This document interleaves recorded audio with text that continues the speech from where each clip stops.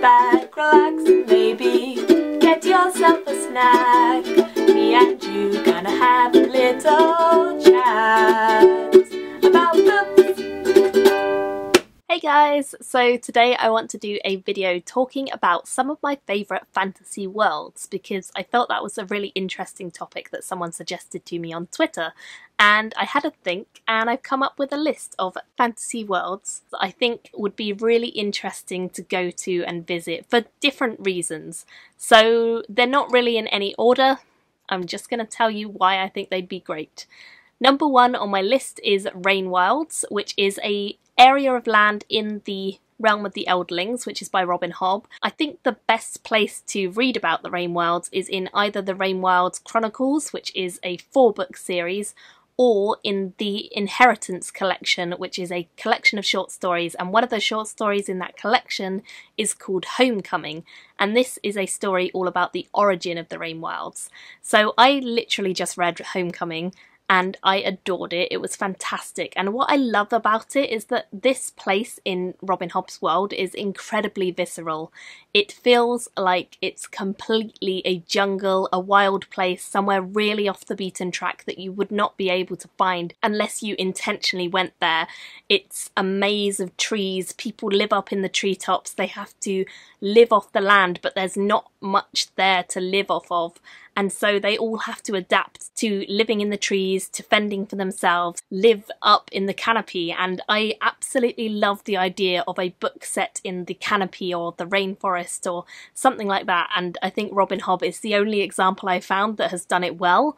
And the Rain Wilds is a section of her world that I think would be magical, and there's lots of old temples there, lots of old underground cities that some of the characters visit, which are mysterious and magical too, so it just seems to have that real sense of magic in that part of the world, and I think that would be really cool to visit. Next up I have Hogwarts, of course. I don't think this really needs an awful lot of explanation. It's from the Harry Potter world, it's the wizarding school that he goes to. I love everything Harry Potter, as most people do. Hogwarts would be great to visit. The spells, the food, the people. The Dark Lord may not be so good, but generally I think it would be really, really good fun.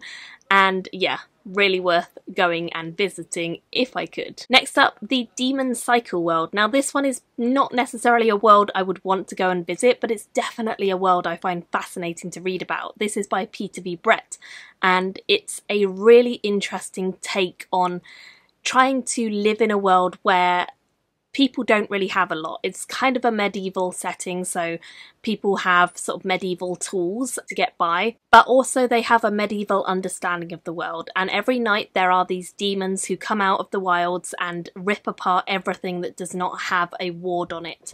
So they are very much in constant peril fending off these horrible demons. Now what I love about this world is that it feels like a very complete world. The story travels throughout different places in the world and we follow different characters and different races and different people, but also we just get to see a real range of different places. So there's the desert, there's the woodlands, there's all sorts of different places in that world that we visit, and each of them has demons and special types of demons.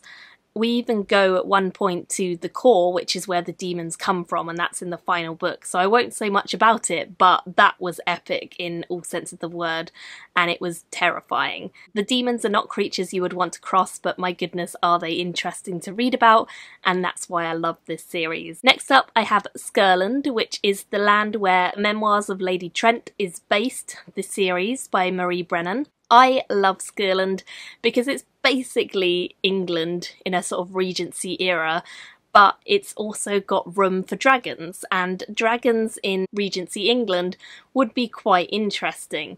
Apart from the fact that I find Regency England really interesting as a topic in history, which I do, I think the idea of having a really wonderful woman who would go around and study these dragons, which is what our main character of Lady Trent does, I think that would be awesome. Obviously, she is against the norm in this world, so most women do not go out and hunt dragons and study them, But she does, and I think if you could get in with her and you could explore the world and see the dragons and see their habitats, see what they look like, how they interact with one another, all of these things, it would be so, so cool. Obviously dragons are my favourite characters from books. I think they're awesome if they're done well. Just to go to a world where they were there and they were sort of studied and they were things to be prized and interested in would be really, really cool. Next up, I have the Wayfarers world, or I suppose I should say sort of the universe, because this is a science fiction one and it's written by Becky Chambers. There are 2 books in the series so far, or it's like 2 companions set in the same world. And this world is one of the most accepting, wonderful worlds I've ever read about in science fiction and fantasy, because most science fiction and fantasy, it's either set in the past or it's set in such a far future it doesn't really compare, whereas this one is not set in so far a future that it's not relatable to modern day. So lots of the things that we are debating in modern day society about gender, about sexuality, about all of these big topics, they are in this story. And I love the fact that this world, if you can call it a world, is really inclusive. It's really interesting, it's very diverse, people are friendly to each other for the sake of it, no one judges one another for who they are really. It kind of, by the end of the novels anyway, people are super accepting of one another and people are so warm and welcoming and friendly, and I would love to go to a place where that was just standard. People were just nice and you weren't judged on how you acted or what you did or what sexual preferences you had or what gender you were. Like, all of those things wouldn't matter because we're in space, guys. We're in space. Another world that I would absolutely love to visit is the Night Circus world by Erin Morgenstern. This is a world that I read about a few years ago and I still think to this day it would be wonderful to go to the Night Circus, which is basically this travelling circus with 2 magicians who are warring one another, and each of them is continuously trying to one-up the other one by doing a more spectacular display in one of the tents in the Night Circus. And the Night Circus is always changing, there's always new stuff there, the acts sound amazing, it's very lyrically beautiful book, and so there is so much to love about it and imagine, and it's one of those books that really, really gets in your mind and you can viscerally see everything in front of you because it is so beautifully described. So I would love to visit the Night Circus. Another place that I would really enjoy visiting is the realm of His Dark Materials, or the Northern Lights. I love the idea of visiting somewhere like Iceland in, obviously, my world, because I just think it would be such a different landscape, really stark and harsh, and all the snow and the Northern Lights.